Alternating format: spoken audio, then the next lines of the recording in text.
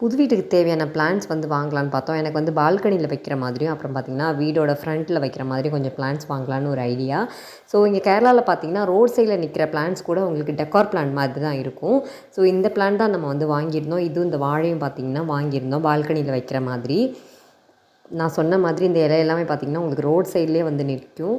So hanging plants அந்த மாதிரி நிறைய வந்து பிளான்ட்ஸ், அப்புறம் ஃப்ரூட்ஸ், ஃபேஷன் ஃப்ரூட் அந்த மாதிரி நிறைய வந்து fruits, vegetables, decor plants, cactus அந்த மாதிரி நிறைய வந்து வெரைட்டிஸ் வந்து வச்சுருந்தாங்க.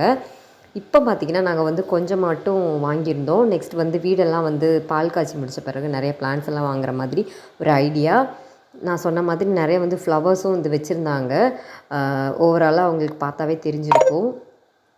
நான் பார்த்திங்கன்னா கொஞ்சம் மட்டும் வந்து பிளான்ட்ஸ் வாங்கிட்டேன். ஸோ நெக்ஸ்ட் டைம் வந்து நம்ம பிளான்ட்ஸ் வாங்கலான்னு சொல்லிட்டு இருக்கிற பிளான்ட்ஸை வந்து ஆட்டோவில் வந்து ஏற்றிட்டு நம்ம வந்து வீட்டுக்கு வந்து கிளம்பியாச்சு.